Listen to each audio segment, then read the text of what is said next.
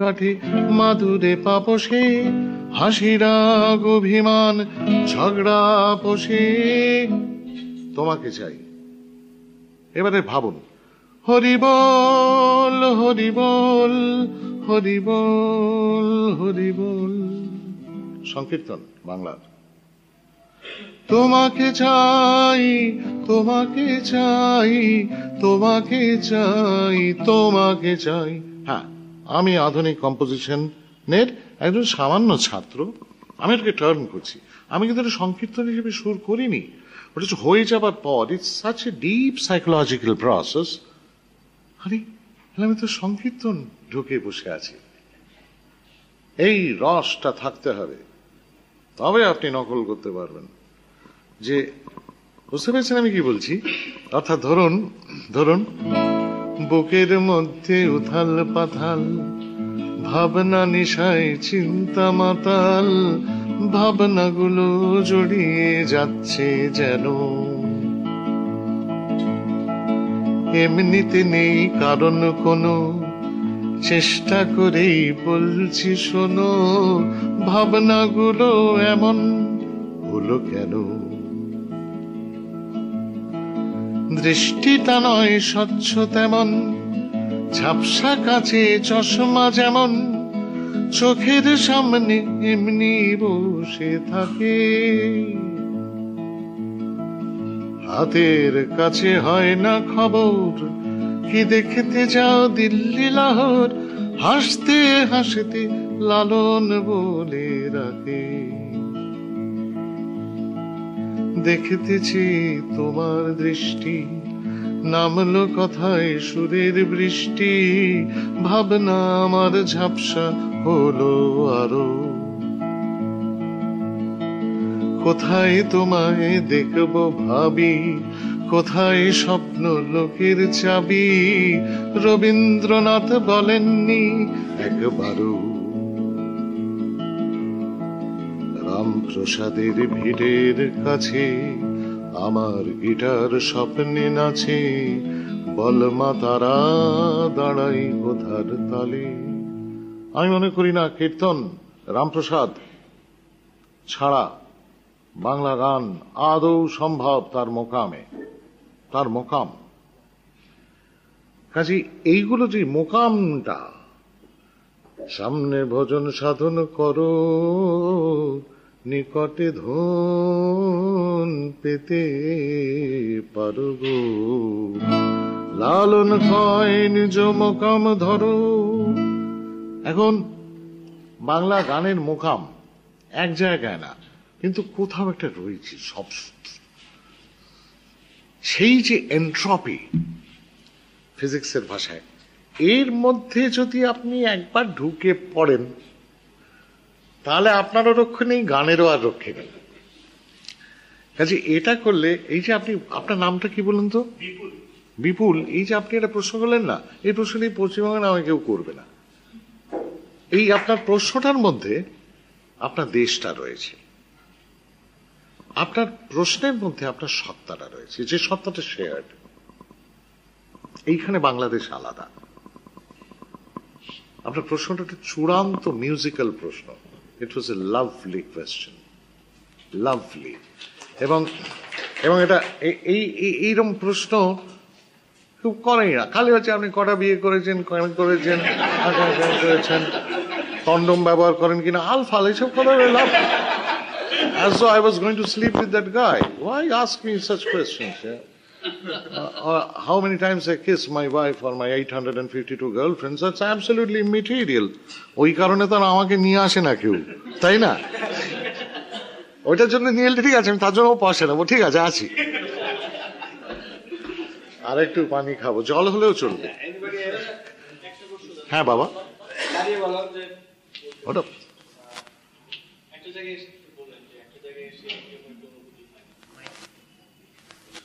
হ্যাঁ গো,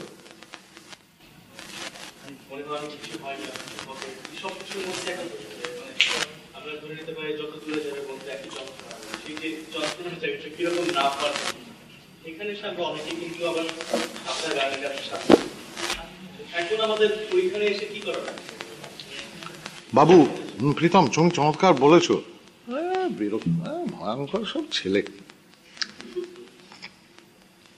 কি করার আছে, পথটা তোমায় খুঁজতে হবে। পথ আমরা খুঁজবো। দেখো,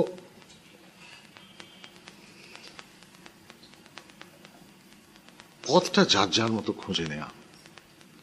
তুমি নিজে গান তৈরি করার চেষ্টা করো, আমিও চেষ্টা করি। আমার এখানে কোনো কোনো বন্ধু আছেন, হয়তো তারাও চেষ্টা করেন। কেউ লুকিয়ে করেন, কেউ প্রকাশ্যে। পথ খোঁজা এবং আত্মতুষ্টিতে যদি ভোগী আমরা কেউ, তাহলে আমাদের মৃত্যু হয়ে গেল ওইখানেই। কিন্তু সন্ধানটা চলে। সমস্যাটা হচ্ছে আধুনিক যুগের শিল্পের যান্ত্রিক প্রতিরূপায়ণ পদ্ধতি এবং বিপণন ব্যবস্থা, মিডিয়া, সেখানে অন্বেষণের জায়গাটা কম। সেখানে সরবরাহ করতে হয় বেশি, খুঁজবো কতটুকু। রবীন্দ্রনাথ ধরা যাক, রবীন্দ্রনাথ তৈরি গায়ন গামা, আমার এই পথ চাওয়াতে আনন্দ, খেলে যায় রৌদ্র ছায়া, বর্ষা আসে বসন্ত, আমার এই পথ চাওয়াতে আনন্দ। উনি কি ভেবেছিলেন তখন? ইন্টারভিউ করা হয়নি। উনি কি ভাবছেন এটা হিট হবে, এটা প্রীতম বা সুমন বা বিপুল এরা রেকর্ড করবে? হয়ে যাচ্ছে accident. What moment created? Stephen Hawking or Brief History of Time এ বলছেন singularity of event, যখন বিগ ব্যাংটা হলো। What caused that?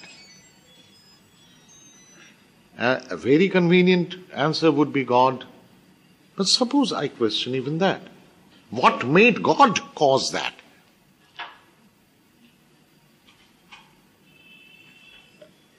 ঈশ্বর, আল্লাহ, সে নামেই তাকে ডাকা হোক, আছেন। তাকে কে সৃষ্টি করলেন? Swayambhu Brahma. Good, but I might not be happy with that. কাজেই এই যে খোঁজা, একটা সন্ধান, সঙ্গীত সন্ধান করে। বাউল তিনিও খুঁজে চলেছেন যে তারাশঙ্কর বন্দ্যোপাধ্যায় লিখছেন, জ্ঞান প্রকাশ ঘোষ সুর করছেন, আমার প্রাণের রাধার, ও আমার প্রাণের রাধার কোন ঠিকানা, কোন নগরে, কোন গ্রামে, কোন বিপিনে, কোন বিজনে বলতে পারে, কোন সজনী, কোন সজনী, আমার প্রাণের রাধা, ও আমার প্রাণের রাধা কোন ঠিকানা। আমি আমার প্রাণের রাধাকেও তো খুঁজছি। আমার প্রাণের রাধা তার প্রাণের শ্যামকেও খুঁজছেন। কোথাও কোথাও গিয়ে ভিড়ছি, মনে হচ্ছে হেথা নয়, হেথা নয়, অন্য কোথাও, অন্য কোনোখানে অন্বেষণ। কাজেই সঙ্গীত খুঁজে যাবে একটা জায়গায় গিয়ে ঠেক খাওয়া। ধরো, তুমি কেন এমন, তুমি চোখের তারায় আয়না ধরো। বন্ধুরা, আপনারা শুনতে পাচ্ছেন পেছনে? বাহ, এ কেমন কান্না তুমি আমায় যখন আদর করো, তুমি কেন এমন, তুমি চোখের তারায় আয়না ধরো, এ কেমন কান্না তুমি আমায় যখন আদর করো। ধরো, এই গানটা আমি লেখা শুরু করি গেল বছর, এমন একটা যন্ত্রণার মুহূর্তে, যে যন্ত্রণাটা যদি সেইভাবে দেখা যায় কোনো কারণ নেই। আমি সুখী মানুষ তো, কিন্তু কি মুশকিলেই যে একটা মুহূর্ত এক একটা মুহূর্ত জীবনে ফেলে দেয়। তার জন্য মিউজিশিয়ান হতে হয় না। আমরা যেটা বেঁচে পড়তে থাকি, এরা কি বিপদে একটা বিকেল ফেলে দেয় না মাঝে মাঝে, বা ঝামেলা হয়ে গেল, মানে একটা একটা সকাল কি অসুবিধে করে দেয় মাঝে মাঝে, দুত্তারে আর কিচ্ছু ভালো লাগছে না, মানে বা মনে হয় না আজকে এরকম হয় না। তারপরেই অন্বেষণটা শুরু হয়। আমরা যারা মিউজিশিয়ান, তারা মিউজিকের মধ্যে দিয়ে তুমি কেন এমন, তুমি চোখের তারায় আয়না ধরো, এ কেমন কান্না তুমি আমায় যখন আদর করো। এটাও খোঁজা না, আমায় কেউ আদর করেনি। আদরটা তো বিশেষ করে না লোক, আদর চায়। কিন্তু আমি ধরার চেষ্টা করছি। বলো শোনা, বলো বলো বাবা, আমার যা বলা হয়ে গেছে। আমি আসলে সন্ধান জায়গাটায় রয়েছি আর কি, যে হ্যাঁ বলো বাবা। আচ্ছা, আমার নাম সায়ান। আমি একটা ক্যাসেট পেয়েছিলাম, ওখানে লেখা ছিল অন্য কথা অন্য গান। সেখানে একটা গান শুনেছিলাম একটা মেয়ের কণ্ঠে। গানটি হচ্ছে হারিয়ে যেও না। এই গানটি আমার ভীষণ ইচ্ছে ছিল আপনার কণ্ঠে কখনো যদি শুনবার সুযোগ হয়। স্বপ্নে ঝিকিমিকি দূরের তারা। হ্যাঁ বাবু, ঠিকই। ওইটা তখন ওই আমরা বন্ধুরা কয়েকজন মিলে খুব অনেস্টলি বলছি, বিশ্বাস করো যে এটা বিশ্বাস করতে হবে আর কি, যে আমি না সত্যিই ভাবিনি আমার গান লোকে শুনবে। আমি না খুব ভালো মিউজিক শিখেছি, সত্যিই ভালো জানি। আমার সঙ্গে খাপ খোলা মুশকিল। ইলেকট্রনিক মিউজিক আমি অসামান্য ভালো কাজ করি। তার কারণ আমি প্রথমত আমি খুব ভালো সঙ্গীত শিক্ষিত। বসে পড়ো শোনো, আমি তোমায় বলছি, এটা দরকার। আমি প্রশিক্ষিত মিউজিশিয়ান। আমার বাবা মা, আমার গুরুরা তৈরি করেছেন মিউজিশিয়ান হবার জন্য। তারপর আমি পাশ্চাত্যে গেছি এবং এই ইলেকট্রনিক মিউজিকের প্রায় জন্ম। আমি মুগ সিনথেসাইজারে কাজ করেছি 1973 সালে, যখন একটা মুগ সিনথেসাইজার এই ঘরটার মতো ছিল। আমি প্যারিসে একটা মিউজিক করেছিলাম ব্রিটিশ ফিল্মের জন্য।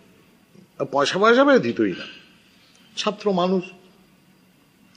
কাজে আমি ইলেকট্রনিক মিউজিকের জন্মলগ্ন থেকে আমি কিন্তু তাতে আছি।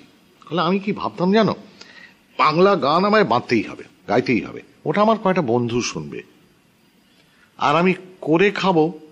ওই জিঙ্গল করব, গাদা গাদা ফেনা হয় সাবান বা, বুঝেছ, করেওছি। শিয়ালদা স্টেশন আছে কলকাতায়, শিয়ালদা স্টেশনে একটা অর্ডার দিতে এসছে, সে ক্লোজ সার্কিট টিভিকে শর্ট সার্কিট টিভি বলে। সারাক্ষণ সেই ভদ্রলোক শর্ট সার্কিট টিভি বলে গেলেন। হ্যাঁ, নো প্রবলেম। আমায় তিনি 250 টাকা দিলেন একটা আমি ছোট্ট জিনিস। লেক্সপো ফেয়ারের জন্য আমি গান তৈরি করেছি। কাজে I never thought that people would listen to my work. ওই সময় আমরা কয়েকজন বন্ধু মিলে বাড়িতে বসে বসে রেকর্ড করেছিলাম। বাড়িতে একটা লালু নামে কুকুর ছিল, নেড়ি কুকুর। লালু মাঝে মাঝে কাঁদতো। তখন আমার এক বান্ধবীর স্বামীর দায়িত্ব ছিল বিস্কুট, সস্তা বিস্কুট। ও গিয়ে লালুকে বিস্কুট খাওয়াতো। ওই লালু চিনি নাকো, লুকানো নহ তবু লুকানো থাকো, ছবির মতো ভাবনা পরশিয়া, একটু আছো মনের হরসিয়া। ঈশ্বর জানেন কেন আমি এই কবিতাটা বেছে নিয়েছিলাম। তখন থেকে আমি সুর করতাম। 65 সালেও আমি সুর করেছি, 66-তে সুর করছি। এবার কি আকাশবাণী অনুমোদিত গীতিকাররা আমায় তাদের গান দিতেন, লিরিক, সেই সবে সুর করতাম, করে গাইতাম। ফলে বাংলা গানের সুর, এবং মনে রাখতে হবে সুরগুলো আজে বাজে হলে কিন্তু কান ধরে বের করে দেওয়ার মতো অভিভাবকরা ছিলেন। আজ আমরা সঙ্গীতে একটা দীর্ঘদিন হলো একটা অভিভাবকহীন সমাজে বাস করছি দুই বাংলায়। কিন্তু আমার কৈশোর বা প্রথম যৌবন এরম ছিল না। কাজেই যে গানগুলো সুর করতাম সে গানের কথা অকিঞ্চিতকর ছিল। আমি তাদের প্রতি শ্রদ্ধাশীল থেকেই বলছি। কিন্তু সুর কথা মিলে একটা মিনিংফুল কিছু না হলে ওরা ব্রডকাস্ট করতেন না। যুগ অন্যরকম ছিল। ফলে বাংলা আধুনিক গানের কিসিম কিরকম কিরকম হতে পারে ছোট্টবেলা থেকে শোনা শোনা শোনা শোনা শোনা শোনা শোনা শোনা গাওয়া, শোনা, প্রচুর শোনা। মাথার মধ্যে একটা আইডিয়া ছিল, সুর করতাম। কিন্তু মনে হলো যে এই তো আমার গান না, এই গানগুলো তো আমার না। মনে রাখতে হবে 69 সাল পশ্চিমবঙ্গে তখন 66-67 সালে নকশালবাড়ি আর ফাঁসি দেয়া, এই দুটি জায়গায় কৃষক অভ্যুত্থান হলো। Communist party of India, Marxist Leninist প্রতিষ্ঠিত হলো। পলিটিক্সের লোক আমি না। আমি দিনে 6 ঘন্টা রেয়াজ করতাম রেয়াজের চোটে আমার একটা বিয়েও ভেঙে গেছে অল্প বয়সে। ওই পরিমাণ রেয়াজ যে করে তা যৌবনই থাকে না। কাজে পলিটিক্সের সময় আমার ছিল না। ভুল ধারণা আছে আমার সম্পর্কে। আমি পলিটিক্যাল লোক নয়। পলিটিক্যাল ব্যক্তি সবাই আমরা, কিন্তু পলিটিক্সের লোক আমি না। রেয়াজ করতাম কখন সময়, কিন্তু যা দেখছি যে নতুন একটা উচ্চারণ উঠে আসছে সমাজ থেকে, তেমনি প্রতিবেশী বাংলাদেশ, সেখানে কি ঘটছে, আর আমি বসে বসে আছি হে কবে শুনিব তোমার বাণী, নিজের পশ্চাৎ দেশে নিজেরই লাথি মারতে ইচ্ছে করত। অনেক সুন্দর সুন্দর গান এই জীবনে আমি শিখেছি, আমার গুরুদের অপার আশীর্বাদ। তারা যতটা শেখাতে চেষ্টা করেছেন সে তুলনায় আমি কিছু শিখতে পারিনি, কিন্তু একেবারে কিছু শিখতে পারিনি তা তো না। আমার মাথার মধ্যে কয়েক হাজার বাংলা গান রয়েছে, আমার কোনো গানের খাতা নেই। নিজের গান ইদানিং ভুলে যাই। আমার সন্তান তুল্য বন্ধুরা আমায় কনসার্টে মনে করিয়ে দেন, কথা প্রম্পট করে দেন, আমি শুনে গাই। কিন্তু রবি ঠাকুরের গান বা হিমাংশু দত্তর গান বা যেসব আধুনিক বাংলা গান বা কাজী নজরুল ইসলামের যে কটা গান বাবার কাছে শেখার সুযোগ হয়েছিল, বা যত গান এই জীবনে শুনেছি, সেই গানের একটি গানের কথাও আমি ভুলিনি। কিন্তু ওই গানগুলো কিছু বলছে না। 71 সাল পঙ্কজ কুমার মল্লিকের নির্দেশনায় সরস্বতী পুজোর ওপর একটা বিশেষ প্রোডাকশন হচ্ছে আকাশবাণী কলকাতার। তাতে সর্বকনিষ্ঠ শিল্পী হিসেবে আমারও ডাক পড়েছে। 3 মাস ধরে মহড়া। পঙ্কজ কুমার মল্লিক, যার সমতুল্য মিউজিক ডাইরেক্টর, উপমহাদেশে আর আসেননি, আসবেনও না আর কোনোদিন। রবীন্দ্রনাথের গান যে জনপ্রিয় হয়েছে তার মূলে পঙ্কজ কুমার মল্লিক। আমরা যারা এখনো গান করার ব্যর্থ চেষ্টা করি, আমরা জানিও না আমরা সকলে কি পরিমাণ পঙ্কজ কুমার মল্লিক।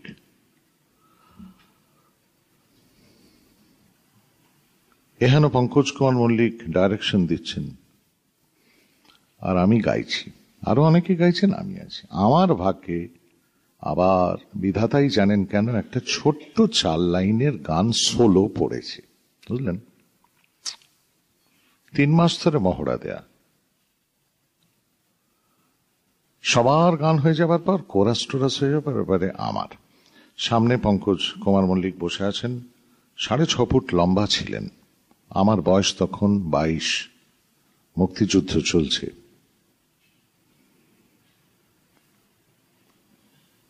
পঁয়ষট্টি পিস অর্কেস্ট্রা বাজছে, 2টো মাত্র মাইক্রোফোনে রেকর্ডিং হচ্ছে। মন্দ্র বাহার যন্ত্রটি বাজছে, যে যন্ত্র আজ আর নেই। এস.এল. দাস নামে একজন অসামান্য উদ্ভাবক 2-3টি যন্ত্র উদ্ভাবন করেছিলেন। বাঙালি এতই সঙ্গীত মনস্ক এবং সঙ্গীত প্রিয় যে সেই যন্ত্রগুলির কথা জানেন না।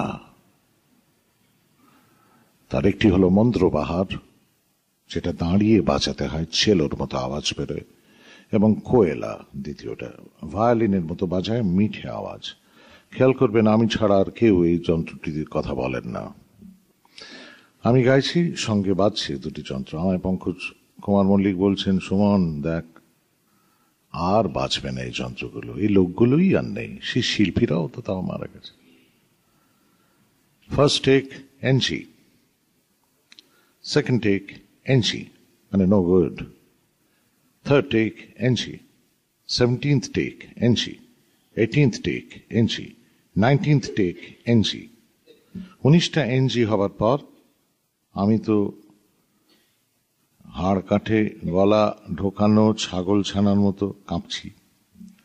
পঙ্কজ মল্লিক বসে আছেন, বলে, সুমন, আমি তোর বাবাকে ডাইরেক্ট করেছি, আমি কেএল সাগলকে ডাইরেক্ট করেছি, আমি তোর নাতিকেও ডাইরেক্ট করব। চুপচাপ। বলে, শুন সুমন, এখান থেকে কয়েকশো মাইল দূরে বঙ্গবন্ধু শেখ মুজিবুর রহমানের নেতৃত্বে তোরই ভাষায় কথা বলেন তোরই জাতির মানুষ বাঙালি একের পর এক প্রাণ দিয়ে যাচ্ছেন বাংলার জন্য, বাংলা ভাষার জন্য। আর তুই বাঙালির ছেলে হয়ে একটা 4 লাইনের বাংলা গান গাইতে পারছিস না। তাই ভ্যাঁ করে কেঁদে ফেললুম। ওনার হাত উঠে গেল, রেকর্ডিং অন, ইত্যাদি ইত্যাদি। অর্থাৎ বাংলাদেশের মুক্তিযুদ্ধ ভূমিকা কতটা।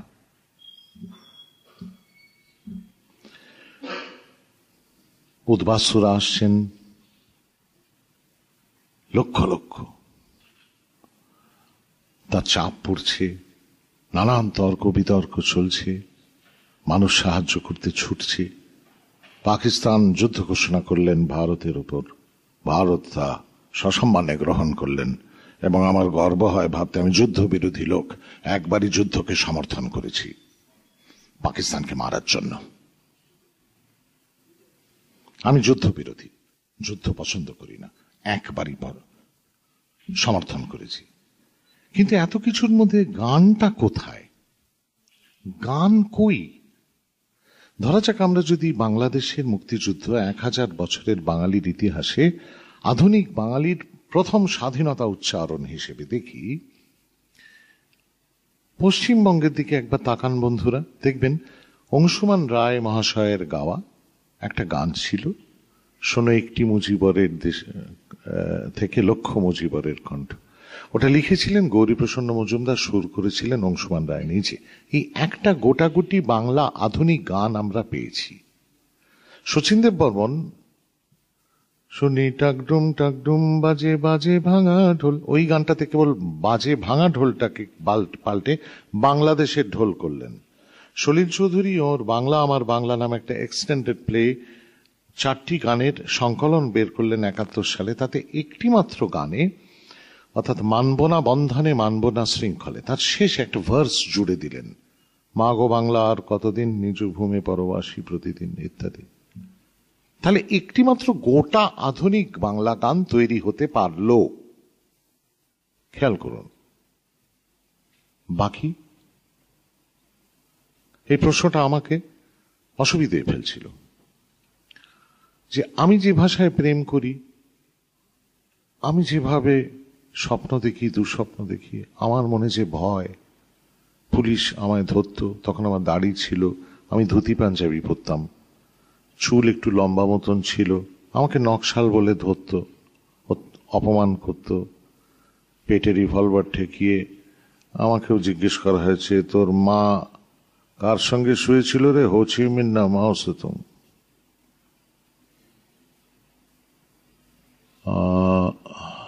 I have seen life. কিন্তু কোন গান, গান ছাড়া তো আর কিছু জানি না, গানও জানি না ভালো করে। কিন্তু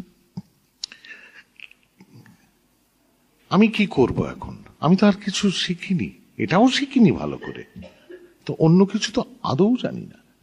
এই থেকে কিন্তু আমার এলো প্রত্যাখ্যান যে আমি গান গাইব না। বাংলা আধুনিক গান আমায় যদি গাইতে হয় তাহলে নিজেকে গান লিখতে হবে, সুর করতে হবে, বুঝলেন? তো বাংলাদেশের জায়গাটা মানে খুব জরুরি একটা জায়গা। যখন বাংলাদেশ স্বাধীন হলেন, তখন আমি আর আমার বড় ভাই, 4 বছরের বড়, গত বছর ক্যান্সারে মারা গেছেন। আমরা দুজনে স্বপ্ন দেখতাম আমরা বাংলাদেশের নাগরিক হব।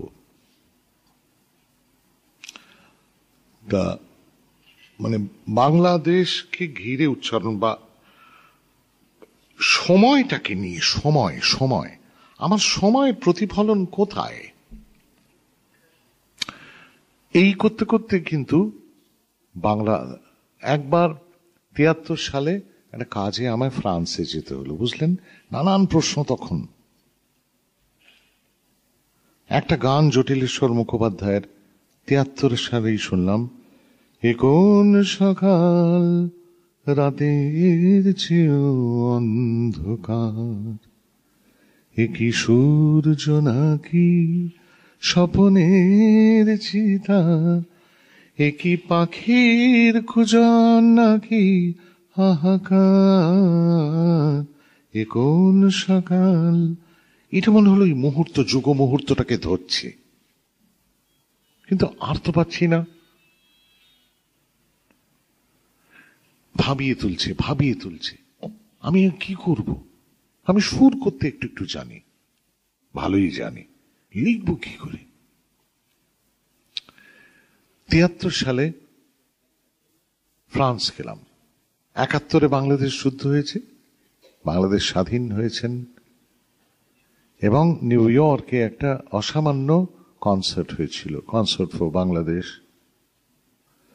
এবং 73 সালে আপনার এখানে যারা বসে আছেন কেউ কেউ কি ছিলেন না? তখনও আসেননি না? ধরাধামে আসেননি। বাহ, চমৎকার। তা এখন আমি ছিলাম, কি করব?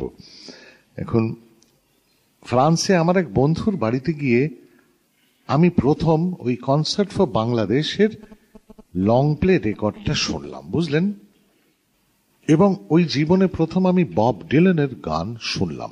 তার আগে বব ডিলানের গান শুনিনি। তার কারণ আমার কাছে, আমার মতো বাঙালি ছেলে মেয়েদের কাছে, আমি পশ্চিমবঙ্গের কথা বলছি, ইংরেজি গানের উৎস ছিল প্রধানত আকাশবাণী কলকাতা থেকে প্রচারিত মিউজিক্যাল ব্যান্ড বক্স নামে একটি অনুষ্ঠান, রোববারে দুপুরে প্রচারিত। কিন্তু সেটা মোটামুটি ভালো ভালো গান, খুব সুন্দর। ন্যাট কিং কোলের গান শুনতাম, জিম রিভসের গান শুনতাম, কনি ফ্রান্সিস, সেই সময়কার সব শিল্পী, প্যাট বুনের গান শুনতাম, বুঝলেন? কিন্তু বব ডিলানের গান শুনিনি। এই ওইখানে ফ্রান্সে বসে শুনছি খোনা খোনা গলায় একটা গিটার বাজিয়ে একটা লোক, Where have you been, my blue-eyed son? Where have you been, my darling young one? গাইছে। আমার না বাংলাদেশ মনে হচ্ছে, বুঝতে পেরেছেন? এই গানটা আমাকে নিয়ে যাচ্ছে বাংলাদেশের স্বাধীনতা যুদ্ধের অভিজ্ঞতায়, যে যুদ্ধ আমি নিজে দেখিনি, তার কারণ আমি ভারতের লোক। কিন্তু এই I've been 10,000 miles in the mouth of a graveyard, করে করে গানটা যেভাবে হচ্ছে, What did you hear, my blue-eyed son? Heard the roar of a thunder that roared out a warning. Heard the roar of a wave that could drown the whole world. Heard 10,000 whispering and nobody listening. Heard the song of a clown who died in the gutter. He je experienced নেবে আসে, cascading. আমার সমানে বাংলাদেশ মনে হচ্ছে, যে বাংলাদেশকে আমি দেখিনি কোনোদিন। লক্ষ লক্ষ মানুষের আত্মত্যাগ, সে যে কি হয়েছিল তার ছবি এবং বিবরণ আমরা যারা যারা দেখেছি, শুনেছি, এই জীবনে ভুলতে পারবো না। সে যে কি অত্যাচার, কি নির্যাতন, কি ভয়ঙ্কর যন্ত্রণা তার মধ্যে দিয়ে উঠে জানাচ্ছে একটা জাতি। এবং এই যে হার্ড রেইনস আর গনা ফল, একটা জায়গা ছিল who did you meet my blue eyed son, ওই একই রকম সুরে চলেছি। তাতে একটা জায়গা ছিল I met a young girl, she gave me a rainbow. আমি এত সুন্দর কথা, এত সুন্দর চিন্তা আমি কোনোদিন শুনিনি। I met a young girl, she gave me a rainbow. আমাকে বললো এই লোকটা পেরেছে, এই লোকটা পেরেছে, আমি দেখি তো কিছু করতে পারি কিনা। এই আমি গান লেখা শুরু করলাম। অর্থাৎ আমার যে গান, বাংলা আধুনিক গান লেখার প্রয়াস, তার সঙ্গে বাংলাদেশের একটা অদ্ভুত যোগ। যদিও আমি বাংলাদেশে আসিনি, দেখিনি। 96 সালে যখন বাংলাদেশে এলুম, তখন বুঝলাম পশ্চিমবঙ্গে যতজন আমার গান শোনেন তার চেয়ে ঢের বেশি মানুষ বাংলাদেশে শোনেন। এতে আমার পশ্চিমবঙ্গের শ্রোতারা, আমার দৃঢ় বিশ্বাস, আমার যারা শ্রোতা আছেন বোধহয় 6-4-5 লোক, কেন যে শোনেন আমি বুঝি না, শোনেন, তারা দুঃখ পাবেন না আমি জানি, কারণ তারাও জানেন এটা। এই আমি দেখছি যেখানে আপনি প্রথম বোধহয় আমার গান ওইখানে আমিও গাইছি, আর দেখছি সবাই আমার গান জানে। বুঝতে পেরেছেন? কাজেই ভ্রাতৃভূমি ঢাকা। এবং আমার মনে হয় আপনারা একটা জায়গা পেয়ে গেলেন বন্ধুরা, যেখানে দাঁড়িয়ে হয়তো আপনাদের কিছু কথা এবার জানতে ইচ্ছুক। আমি অনেকক্ষণ সময় নিলাম, কিন্তু অনেকটা একটা আমি জানি না আপনাদের এখানে আছে কিনা, আমি এখনো দেখিনি। আমাদের দেশে, ভারতে, ট্রাকের পেছনে সামনে লেখা থাকে ইউজ ডিপার অ্যাট নাইট। মানে দুটো বড় ট্রাক মাল বোঝাই যখন মহাসড়কে যাচ্ছে রাস্তায়, অন্ধকারে তো কোনো আলো নেই, তখন কি করে, হাই বিম জ্বালাচ্ছি, ধরুন আপনার গাড়ি, আপনার ট্রাক, আপনি সামনে, আমি এখানে, আমি হাই বিম জ্বালাবো, অফ করব, আপনিও করবেন। এবারে যে কোনো একজন, ইট অল ডিপেন্ডস, হয়তো আমি হাই বিম ডিপ করলাম, এবারে আপনি আপনার হাই বিম দিয়ে দেখে নিন আমাকে, আমার কি কি মাল আছে, কতটা হয়তো লোহার রড নিয়ে যাচ্ছি, কতটা বেরিয়ে আছে আমার ডাইমেনশনটা, কেমন? এবার আপনি দেখে নিলেন, এবারে আপনি হাই বিম ডিপ করবেন, এবারে আমি আমার হাই বিম দিয়ে আপনাকে দেখে নেব, যাতে সড়কে দুর্ঘটনা না ঘটে। কাজে আমি আমার হাই বিম ডিপ করেছিলাম অনেকটা, আপনারা আপনাদের হাই বিম দিয়ে মেপে নিতে পারলেন। কাজেই আপনাদের কোনো জিজ্ঞাসা থাকলে কিন্তু করতে পারেন, এটা দরকার। শুট বলো সৌভিক, তুমি আমি স্যার বলো না, সুমন বলো। এমনি মনের গানের 4টে খণ্ড আমার কাছে রয়েছে, আমি কাল সারা রাত সেগুলো পড়লাম। সেখানে প্রচুর অপ্রকাশিত আপনার কিছু গান রয়েছে, যেগুলো আমরা রেকর্ডে কখনো পাইনি। জি, অসাধারণ ভালো কিছু গান আছে। আমার খুব আফসোস হচ্ছিল যে এগুলো কখনো পাবো কি পাবো না, মানে হ্যাঁ, মানে হয় কি বাবা, বসো সবই তুমি, যে আমার গান আমি আগে লিখি কিরকম, যখন ছোট ছিলাম গান গাইছি, কেউ গান শুনতে চাইতো, প্রচুর লোক গান শুনতে চাইতো, এখন অত লোক গান শুনতে চায়। আমি জানি না বাংলাদেশে কেমন, পশ্চিমবঙ্গে আমরা যারা ছোটরা গান গাইতাম, কারো বাড়িতে গেলে একটা গান গানা, গান গানা, হারমোনিয়াম একটা ছোট থেকে চলে আসতো, বাজিয়ে বাজিয়ে গান হতো। আধুনিক বাংলা গান গাইতাম, গাইলে বয়স্ক লোকেরা এমন একটা ভাব করতো যেন আমি একটা মহা পাপ কাজ করছি, অর্থাৎ তাচ্ছিল্যের সঙ্গে আধুনিক বাংলা গানগুলোকে দেখতো। বলো, এত শিক্ষিত, লেখাপড়া করছো, ইংরেজি সাহিত্য নিয়ে পড়ছো, একদম জঘন্য গান। যেন রবীন্দ্রনাথের প্রত্যেকটা গান পেতে শোয়ার মতো।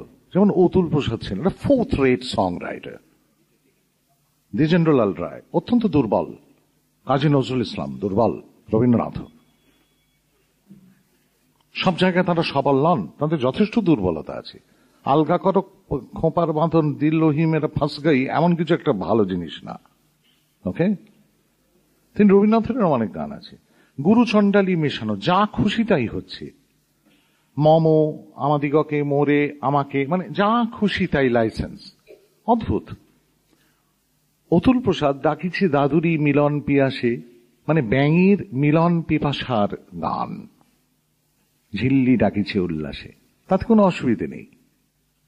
হ্যাঁ, এই যে হিপোক্রেসি, তথাকথিত স্কুল কলেজ শিক্ষিত বাঙালি মধ্যবিত্ত বয়স্ক লোকেদের, এর মুখোমুখি রোজ পড়তাম, মানে রোজ না হলো মাসে একবার দুবার তো বটে। আমি একবার রবীন্দ্রনাথের একটা গান নিজে লিখেছিলাম, খুব সহজ কিন্তু লেখা, যদি গান লিখতে জানেন। শাশ্বত, মানে এরম কিছু নিশি, মানে এরম কিছু কথা ঢুকিয়ে দিলে, এবং লিখেছিলাম সাকসেসফুলি, এবং গেয়েছিলাম, এবং সবাই সেটা বিশ্বাসও করেছিল। বাট ওটা করতে গেলে কিন্তু বাংলা গানের কিসিম জানতে হবে। রবীন্দ্রনাথের গানের কিসিম, এপি সেন মানে অতুল প্রসাদ সেনের কিসিম জানতে হবে। লীল রায় কিভাবে সুর করতেন তার কিসিম, অর্থাৎ জানতে হবে, মানে হঠাৎ করে হবে না।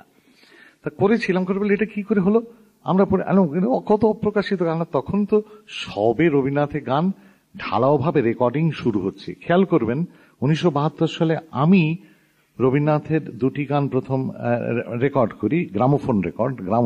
আমার 23 বছর বয়স। তার প্রথম একটি গান ফার্স্ট বেসিক রেকর্ডিং আমি করলাম। আমার আগে ইতিহাসে কেউ রেকর্ড করেননি। খেলা ফেলা সারা বেলা, একই খেলা আপন শানে। পরের বছর 73 সালে আমি দুটি রবীন্দ্রনাথের গান গ্রামোফোন ডিস্ক করি, দুটোই ফার্স্ট বেসিক, অর্থাৎ আমার আগে কেউ রেকর্ড করেনি। বুঝতেই পারছেন যে বাঙালি তখনও রবীন্দ্রনাথের সব জানতা হয়ে ওঠার সুযোগ পায়নি, ফলে ওই ফাঁকে আমি ঢুকিয়ে দিয়েছিলাম গানটা একদিন। And I allowed people to enjoy the idea that they had heard an unpublished Rabindranath গান। And so much for educated Bengalis. কাজেই আমার একটা রোগ ছিল যে আমি গান লিখব, কারোর পিতৃপুরুষ সামনে আসতে পারবে না। করতে করতে একদিন দেখি কিরম যেন হচ্ছে, বন্ধুরা বলছে এই ভালো হচ্ছে রে। তারপর ডিসিপ্লিন, লেগে থাকা, লেগে থেকে থেকে থেকে থেকে কিছু গান তৈরি করতে পারলাম। কথা আগে লিখি, এখন পর্যন্ত 900-র ওপর 800-র ওপর গান তো আমি তৈরি করেছি, লিখেছি। সব গানে সুর হয়নি, তা আগে লিখে রাখি, বুঝলে বাবা, তারপর সুর করি। কাজে আগে লেখা অনেক গান, যেমন সাবিনার জন্য আমার কিছু গান আমি লিখে রেখেছি, কিছু সুরও হয়ে গেছে, কিন্তু রেকর্ডিং হয়নি। কেমন? কাজে আমি আগে গান লিখি, পর পর পর পর তারপর সুর করতে আরম্ভ করি, দেখি কিরম দাঁড়াচ্ছে। এই জন্যই এটা হয়েছে।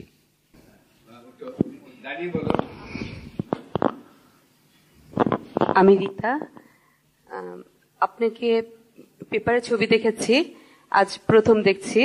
মানে ইউ লুকিং ভেরি হ্যান্ডসাম। এবং না,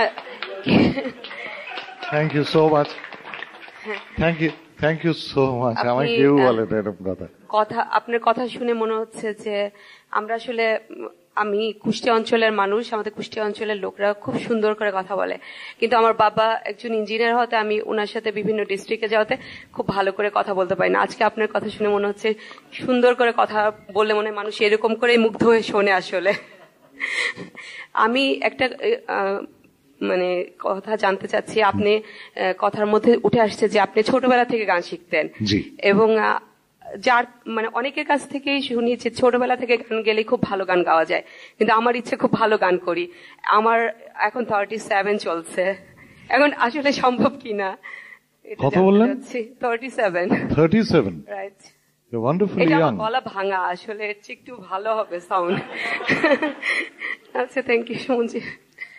আপনার যত বয়স, ঠিক এই বয়সে আমি গিটার যন্ত্রটাতে হাত দিয়েছিলাম জীবনে প্রথম, 37 বছর বয়সে। আপনি 37 বললেন তো? Wonderful. And thank you for being so honest about your age.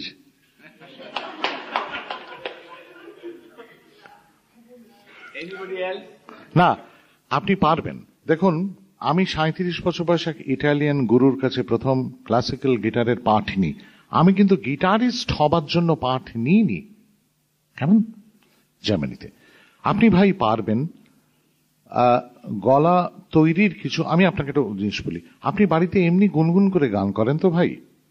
আপনি বসুন না, সিরিয়াসলি, আপনি তলার দিকে রেয়াজ করুন। ধরুন আপনার স্কেল কি? B flat, wonderful.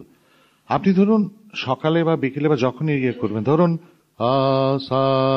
ধরুন, হ্যাঁ, আপনি প্রথম কথা এক নিঃশ্বাসে ক্রোম্যাটিক্যালি নামবেন, সা নি নি ধা ধা পা মা মা, যতটা পারবেন। আমার ব্যারিটোন কণ্ঠ, কাজেই আমি অনেক দূর নামতে পারি।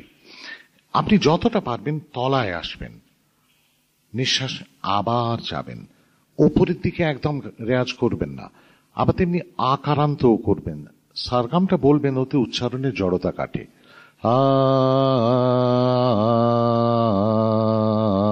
আ মানে আ, খেয়াল করবেন যাতে একটা বুড়ো আঙুল পুরো ঢোকে। আ মানে অ না, এ নয়।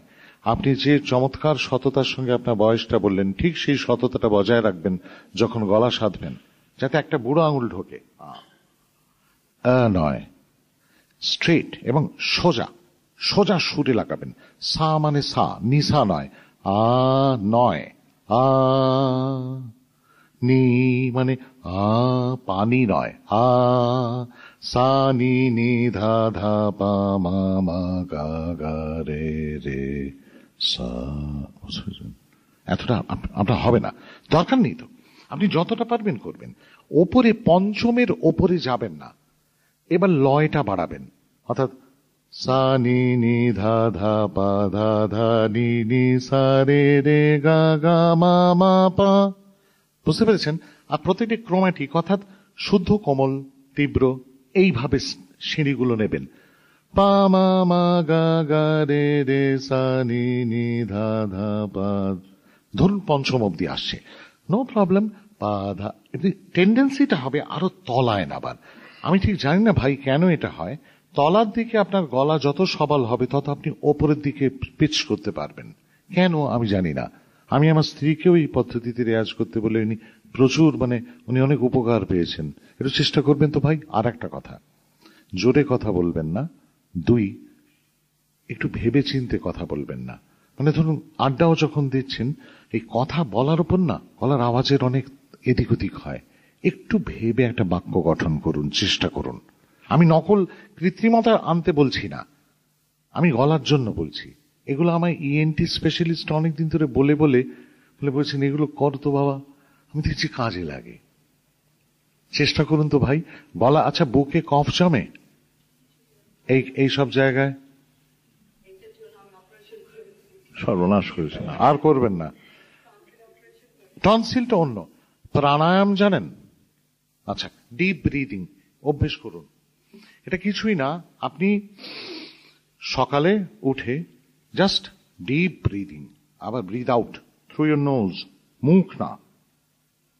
এবারে নাক দিয়ে হাওয়া, এই নাক দিয়ে হাওয়া নিন,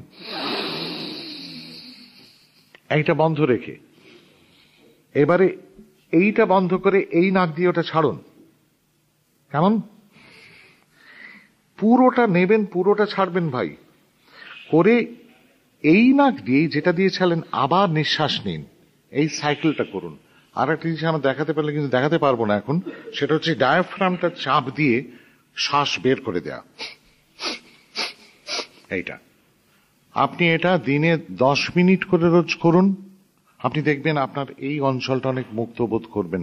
গান গাওয়ার জন্য এটা জরুরি। কেমন? Good luck. আপনি না না কোনো ব্যাপারই না। আমি নিশাদ, আপনাকে প্রথমে ধন্যবাদ জানাচ্ছি যায় দিনে আমাদের সুন্দর একটি সময় দেওয়ার জন্য। আমার একটা প্রশ্ন আর একটা রিকোয়েস্ট ছিল। জি জি। আপনার যে গানের সৃষ্টিগুলোর মধ্যে বিদ্রোহের সুর আমরা একটু দেখতে পাই, এবং আপনি বললেনই ছোটবেলা থেকে একটু অন্যরকম, একটু বিদ্রোহী ছিলেন। এই বিদ্রোহী ভাবটা কেন, কিসের জন্য? সমাজের অন্যায় অবিচারের বিরুদ্ধে সৃষ্টিগুলো। আর রিকোয়েস্টটি কি বলবো এখন? জি, অনুরোধটি কি আমি বলবো? হ্যাঁ হ্যাঁ। হঠাৎ রাস্তায় আপনার যে গানটি, সেটা যদি 2 লাইন একটু শোনাতেন। নিশ্চয়ই নিশ্চয়ই। ধন্যবাদ। এখন প্রথম যেটা বললেন সেটা আমার অগ্রজ প্রতিম সাংবাদিক, উনিও একটু আগে বলছিলেন, অন্য আমার ভ্রাতৃপ্রতিম সাংবাদিকরাও কেউ কেউ বলছিলেন। বিদ্রোহ মানে কি আসলে কি? আমার বাঙালি ছেলে মেয়েদের মধ্যে একটা বিদ্রোহ বিদ্রোহ ভাব থাকে, পছন্দ হয় না। সেটা হচ্ছে রেজিমেন্টেশন চাপানোর চেষ্টা করে। তো কি ধর্ম, কি অনুশাসন, কি বাড়ির বাবা মা, কি খালা খালু, যে যেখান থেকে পাচ্ছে, কোথাও না কোথাও একটু বড় ভাই হলে সেও কিছু চাপায়। মাস্টার মশাই, দিদিমণি, সব জায়গাটা একটা এটা না, সারাক্ষণই না না। আমার মনে হয় সেই কারণেও হয়তো সকলের মনে, আপনার মনেও কি নেই ভাই কোথাও তো তাদের আর পাচ্ছি না, হ্যাঁ ভাল লাগছে না, কাউকে তো বলতে পারছি না। এখন হয়তো সেইটা কারণে, যেমন আমরা বাঙালিরা প্রায় সকলেই মধ্যবিত্ত বাঙালিরা কিরকম বামপন্থী ভাব থাকে। কিছুদিনের মধ্যে ওটা আবার চলে যায় অবশ্য, কিন্তু প্রথম থাকে একটা বাম ভাব, একটা লড়ে নেব, আমি কিন্তু মানে পরিহাস করে বলছি না, আমি চেয়ারফুলি বলছি। বুড়ো হচ্ছি, মজা লাগে, কেননা এই প্রত্যেকটা জিনিসের একটা ভূমিকা থাকে। আর একটা হয় কি জানেন ভাই, যেমন ধরুন, আচ্ছা আপনি যা চেয়েছেন জীবনে পেয়েছেন এখন পর্যন্ত? মোটের ওপর আপনি ভাগ্যবতী। আপনার জীবনে বিদ্রোহের আর দরকার কি? ও খুব লজ্জায় উত্তর দিতে পারছে না। তা আমার মনে হয় ও যে প্রশ্নটা আপনাকেও ছুড়ে দিতে পারতো, সেটা হচ্ছে আপনি প্রথমত যাকে চেয়েছিলেন তাকে শেষ পর্যন্ত পেয়েছিলেন কি? Big no.